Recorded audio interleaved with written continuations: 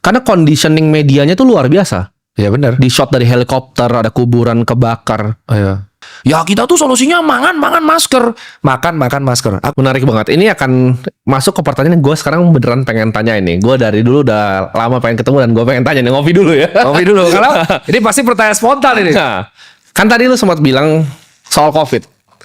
Nah ini juga sesuatu yang sangat menarik buat gue. COVID itu adalah fenomena yang sangat menarik. Kalau gue lihat secara sosial dan juga secara keuangan. Nah bagaimana tanggapan lu terhadap statement gue ini ya? Menurut gue COVID itu real, virusnya itu ada. Tapi itu social engineering yang ada di belakangnya dan orkestrasi itu luar biasa untuk tebar vir. Statementmu ini sebenarnya nggak ada beda sama statementku zaman dulu. Cuman aku berakhir di rujak. Oke. Habis itu aku. Aku ingat banget. COVID-nya tuh ada jelas. Ya. Pandeminya itu ada, itu jelas. Dan aku masih ingat banget videonya tuh masih beredar bahwa solusi saat itu adalah kalau misalkan COVID itu masuk di lingkungannya masih kecil, itu bisa di lockdown. Dengan kita melockdown satu tempat, itu akan mengurangi potensi efek domino di tempat lain. Ya. Itu habisku pertama. Karena aku dituduh sok tahu saat itu. Nggak, kita akuin lah. Kalau misal kita masuk nih satu daerah ini kita lockdown, dia nggak akan nyebar kan. Ya. That's it. Tapi faktanya kan nggak. Itu aku habis tuh pertama dirujak tuh. Yang kedua adalah ketika aku mengatakan bahwa reaksi kita itu paniknya memang luar biasa berlebihan.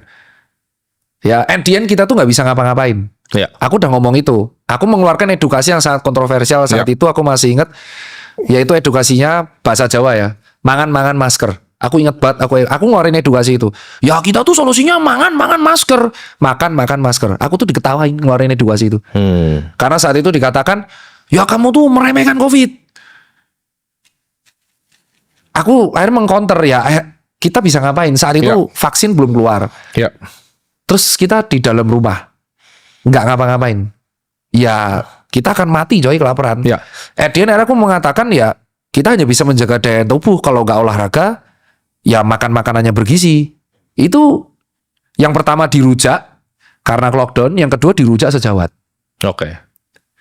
Dan yang ketiga, aku tuh mengkritik soal APD karena mahal banget.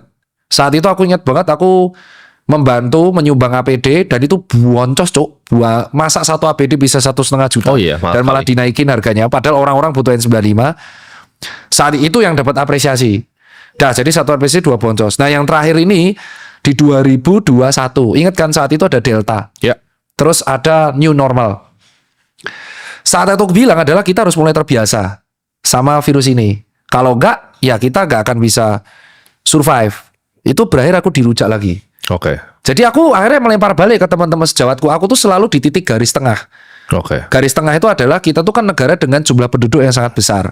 Dan kita itu kan mobilitasnya tinggi. Jadi kita tidak bisa itu saat itu kalau kita pure social distancing. Jadi akhirnya orkestrasi itu ya virusnya ada, kepanikannya ada. Tapi memang itu akhirnya membuat kerontokan ekonomi yang sangat luar biasa. Tapi muncul orang kaya baru dari situ.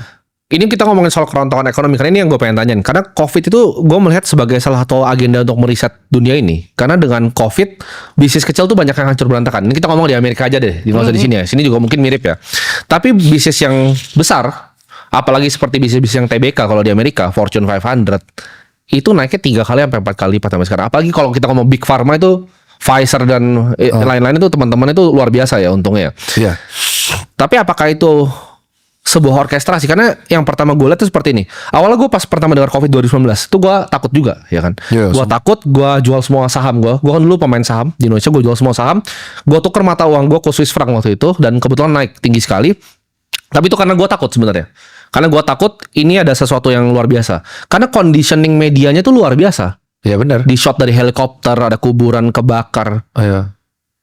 Pertanyaan kayak gue itu, lu kan sebagai dokter kan, pasti banyak teman-teman dokter. Itu beneran ada nggak sih tempatnya? Atau itu waktu itu karena nggak pernah ketemu lagi loh gue. Sekarang gue coba cari kemarin sebelum podcast ini, gue coba cari di YouTube dan coba di source lain di luar YouTube, di Rumble, di berbagai macam web sampai di dark web itu gue nggak ketemu lagi yang ditayangin di TV, yang shot dari helikopter terus kuburannya kebakar dengan api semua itu nggak pernah. Oh kalau itu aku nggak tahu. Kalau yang itu aku udah nggak tahu. Tapi gue lihat dengan mata kepala gue sendiri di TV itu waktu itu shotnya tuh. Kalau orang takut. Kalau kuburan massal yang di Indonesia tuh yang wafat karena COVID itu jelas real. Itu real ya. Real, yang wafat karena COVID itu real. Jadi ini bisa diterangin kan. Itu orang akan bertanya. Ini harus dijawab ya. Jadi orang yang meninggal karena COVID mayoritas itu memang mereka ada komorbid. Itu betul. Jadi ini kan pasti dulu dihujat aku sama beberapa sejawat. Jadi bukan tiba-tiba COVID, terus misal amit-amit kena ke dokter Tirta atau Timothy, terus besoknya 5 hari, 14 hari mati.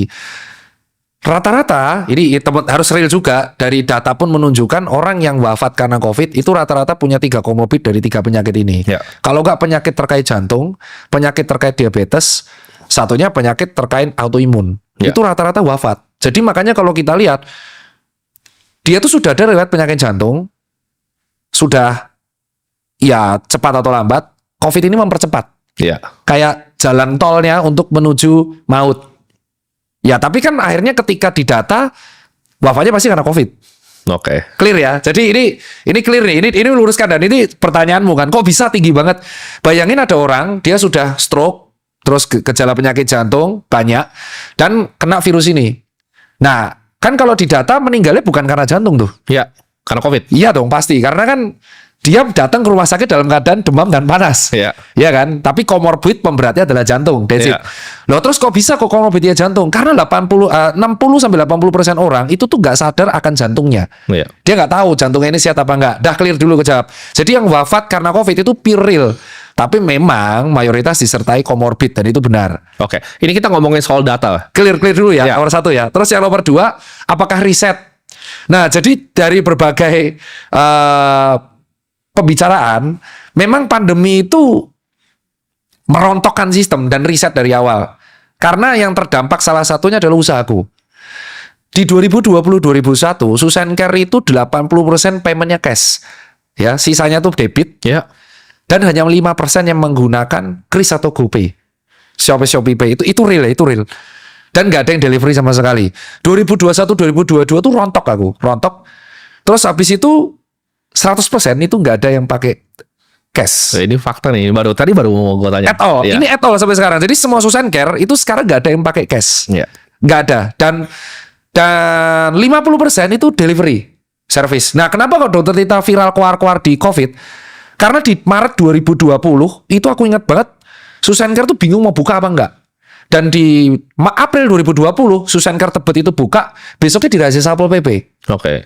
Nah, itu yang membuat akhirnya aku nge-live kayak, ini kebijakannya mau gimana nih saat ini? Mau lockdown atau mau enggak? Jangan tengah-tengah nih, karena pegawaiku harus dikasih makan dan aku nggak pernah nge-cut saat itu. Jadi clear aja, loss terus. Cuman setelah riset itu, bisnisnya tuh jadi beda. Model bisnisnya beda semua. Oke. Dan itu bener riset. Jadi di satu sisi memang si COVID ini merontokkan, tapi dia memang meriset sistem dan membuat bisnis model kanvas yang kita pelajari di S1 kan aku kuliah dan S2 itu sangat berbeda. Ya. Itu real. Nah, ini